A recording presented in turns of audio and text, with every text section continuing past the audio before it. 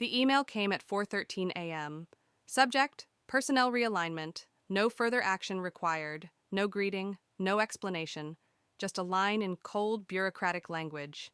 Effective immediately, Commander Lena Merritt's operational status has been adjusted to inactive retired. All clearances revoked. She stared at the screen, unmoving.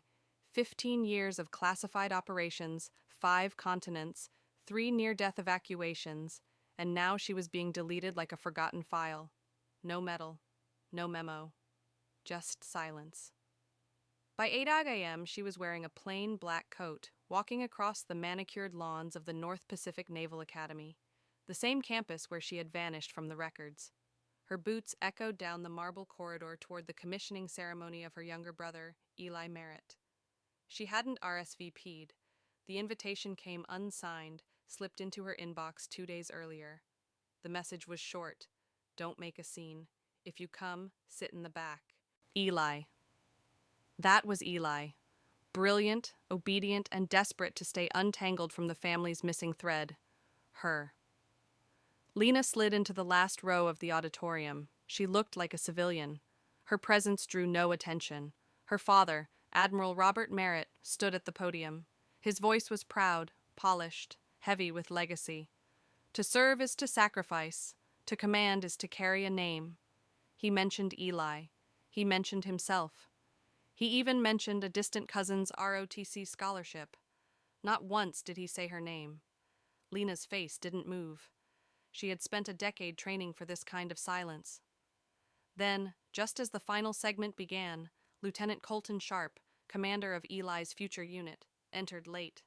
The doors opened. Light poured in. His boots hit the floor with sharp rhythm. He walked halfway down the aisle, scanning the crowd. And then, he stopped. Their eyes met. His jaw tightened, and with military precision, he saluted. "Ma'am, SEAL Commander Merritt." The room froze. Champagne flutes trembled. Someone coughed. Eli dropped his program. Lena didn't move. She didn't smile. She just nodded, barely, letting truth cut through years of rehearsed lies. It lasted seconds, but it was enough. Applause resumed. Clumsy, fragmented. The ceremony stumbled forward like a machine forced back into motion, but the air had changed. No one looked directly at her now, not out of ignorance, but fear. When it ended, Lena stayed seated. She watched Eli shake hands, accept medals, pose for photos. Their mother passed by, clutching her purse like a life raft. She didn't speak. Only Colton Sharp approached. "Permission to speak, ma'am?" She nodded. "They never told me your last name," he said, voice low. "But I heard about Coravon Ridge. Thought it was just a myth. Now I know better." "I was never meant to be a story," Lena replied. "Just a silence." "Silence doesn't stay silent forever," he said. He walked away, leaving only the echo of a battlefield long buried. Outside the hall, Lena sat alone on a concrete bench. She pulled a modified satellite reader from her coat. It hadn't been used in months. Her fingers moved instinctively. Power on, code press, scan. A single line flashed in red. Flagged access. Operation Dagger Point ping origin. Local, within 3 miles. Her breath caught. There were only 2 reasons the system would flag that file. Someone accessed a sealed log, or someone tried to erase it. And they were doing it right now, within spitting distance of the ceremony. She closed the device slowly. The sky was too blue, the flags too still. This wasn't about the past anymore. It was about containment, about rewriting. And if they thought she was going to let that happen again, they hadn't remembered what she used to command. "If you're trying to delete me," she whispered, "you better start with the right damn file." If you've ever been ignored after giving your all type 1, let them know we still remember. The drive was already in the ignition when Lena's phone vibrated. New access alert, Dagger Point, metadata modified. User, ADMR Merritt. Location, private terminal, 7 and 12, Crestwood Lane. She stared at the address. It wasn't just close, it was home. Minutes later, she stood in front of her father's house, the one with the perfect lawn and security cameras pointed in 4 directions. The flag still flew rigid above the porch. Nothing ever changed here except the versions of truth told inside. Her mother opened the door, lips tightening like a reflex. "Twice in 1 week, Lena? That must be a record." Lena didn't answer. "Is he in?" Her mother stepped aside. "Of course. He's in the office. Where else?" Lena knocked once, then opened the door without waiting. Admiral Robert Merritt sat behind his desk, scrolling through headlines on a tablet like war was still something you could track in columns. He didn't look up. "Before you accuse me," he said calmly, "at least consider the possibility that I did it for the right reasons." She stood, unmoving. "You accessed the Dagger Point file?" "I did," he said, setting the tablet down. "And I flagged it." "Why?" "Because someone from the Oversight Committee reached out. They wanted background on my family, on my command history. They asked about my children." She blinked. "So you handed over my classified record to justify your legacy?" "Not the whole file," he replied. "A fragment, enough to prove I didn't fail as a father." The words landed heavier than she expected. "You erased me for 15 years, Lena said, her voice breaking for the first time. "And now you want to claim the parts of me that are convenient for your speeches?" He stood slowly, adjusting his cuffs like he was still in uniform. "You disappeared. You made that choice." "No," she said, stepping closer. "I followed orders.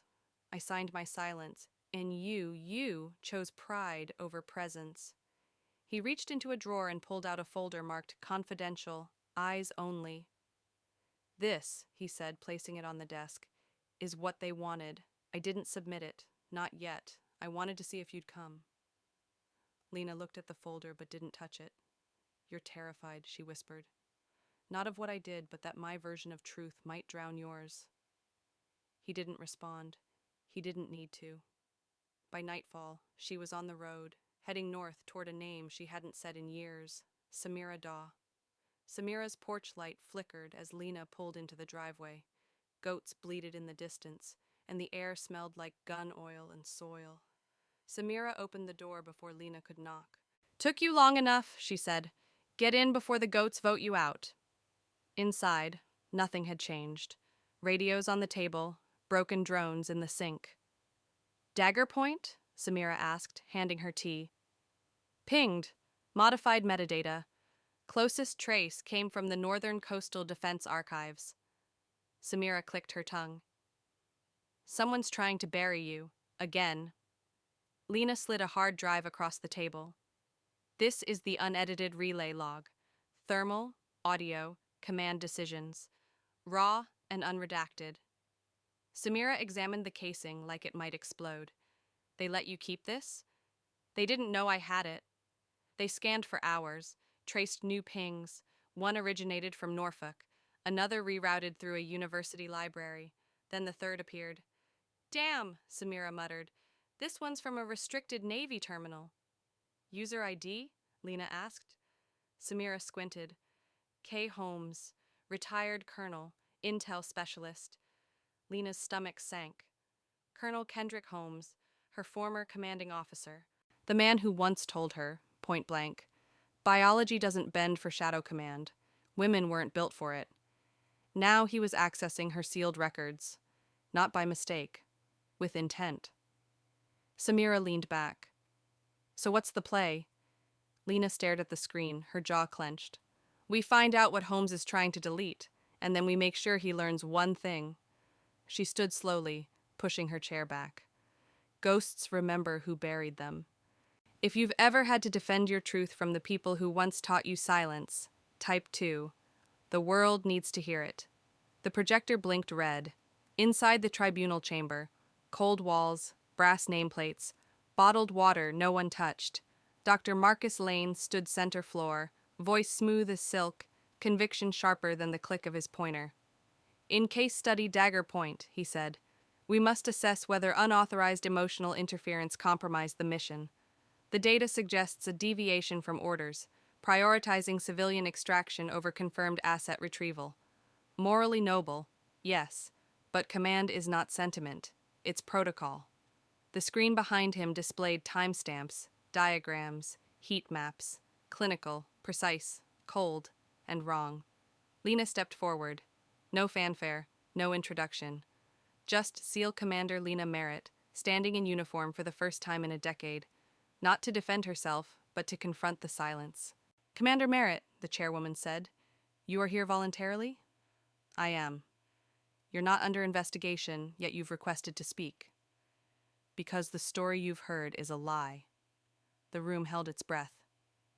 "On the day of Operation Dagger Point," Lena began, "we entered a confirmed hot zone to extract encrypted insurgent transmissions, but our intel was flawed.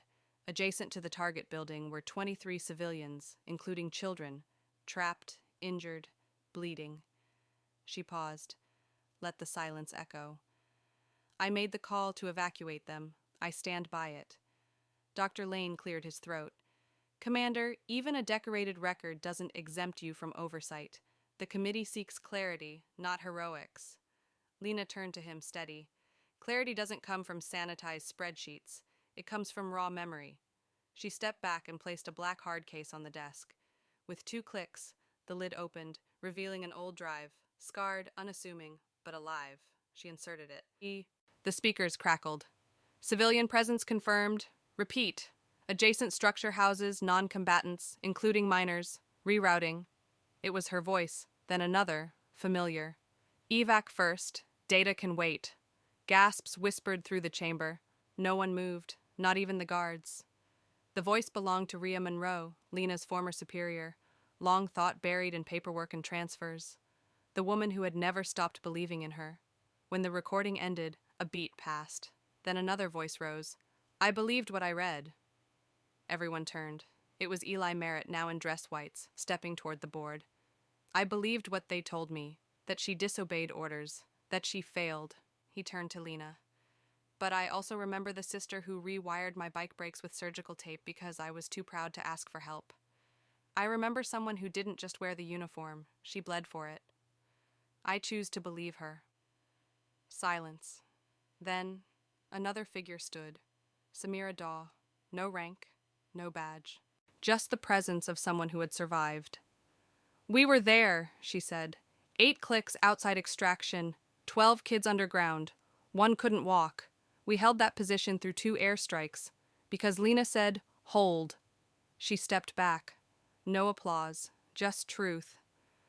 Lena looked at the committee. "You redacted the reports, you erased our decisions, but you can't erase what we lived through." She reached into the case again and pulled out a final item, the original log file.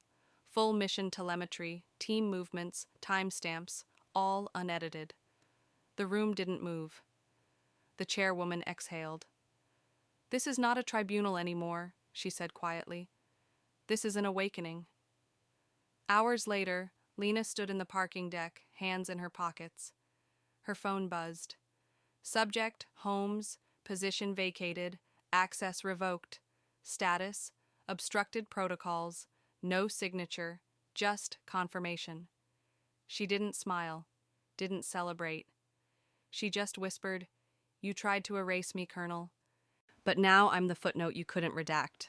If you've ever had to outlast a system built to forget you, type 3. The silence ends with you."